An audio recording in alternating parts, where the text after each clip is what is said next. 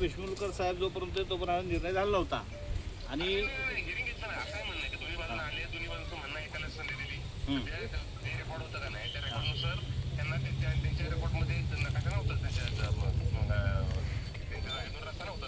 बरं हां मला तेच म्हणलं आता त्यांनी म्हणजे असं झालं की जरी त्यांचं म्हणणं बरोबर की आता यायला जायला रोड नाहीये, परंतु तुम्ही त्यांना जो मंजूरच रस्ता जर ह्याच्या जागेत नव्हता त्याचा क्लेम करू शकत नाहीत ना. आपल्याला काय करायला लागेल की मग बाकीचे इथं मार्ग बघायला लागतील, पण ते क्लेम करू शकत नाही मला इथनं रस्ता आहे म्हणून.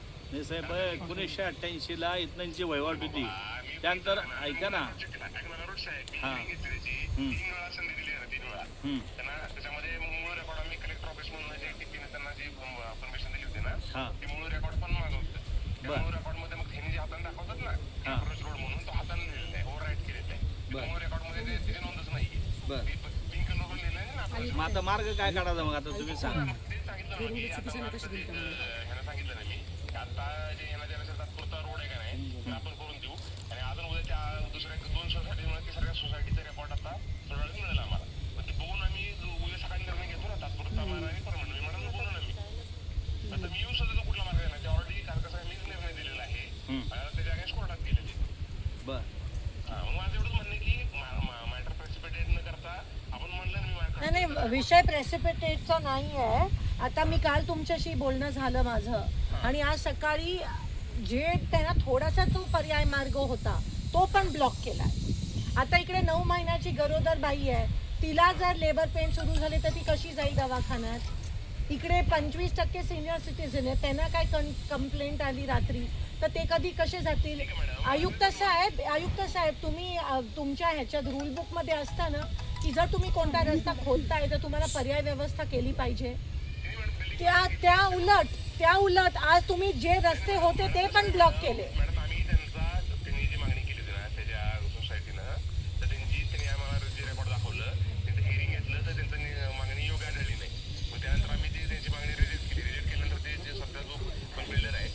आयुक्त साहेब 600 लोक इथे राहत आहेत 50 वर्षापासून.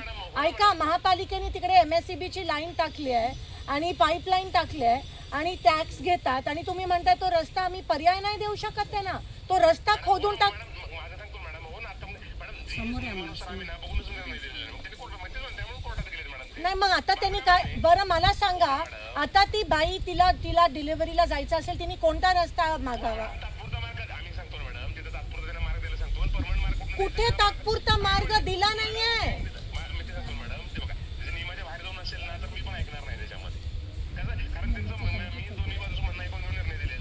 मला माझा एकच प्रश्नाचं उत्तर द्या. हे आज रात्री जर ह्यांना इमर्जन्सी आली कुठे तुम्ही येऊन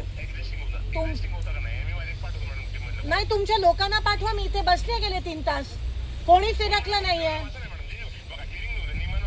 नाही नियमानं नाही, सॉरी, तुम्ही नियमाने त्यांचा रस्ता बंद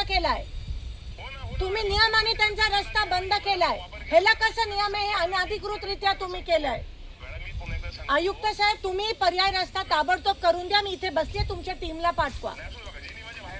नियमाच्या बाहेर कसं आहे तुम्ही नागरिकांचा रस्ता ब्लॉक करता, ते नियमाच्या बाहेर नाहीये.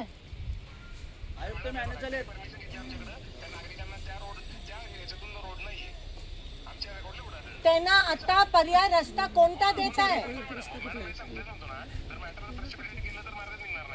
नाही तुम्ही येऊन बोला. आम्ही लोकशाही पद्धतीने बसलोय.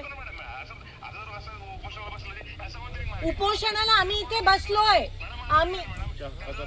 तुम्ही माझं सोडा, इकडे सगळ्या बायका बसल्या.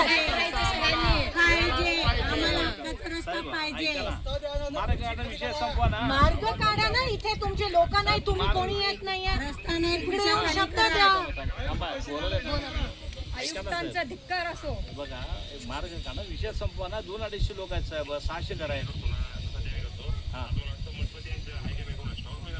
पाठवा, कुणाला तर पाठवा. सगळे इथं बसल्या, 200-250 लोक आहेत, पत्रकार आहेत. किंवा तुम्ही जरी आलं तरी चालतंय. तुम्ही या म्हणून खड्डे बघा. खासदार बसले असं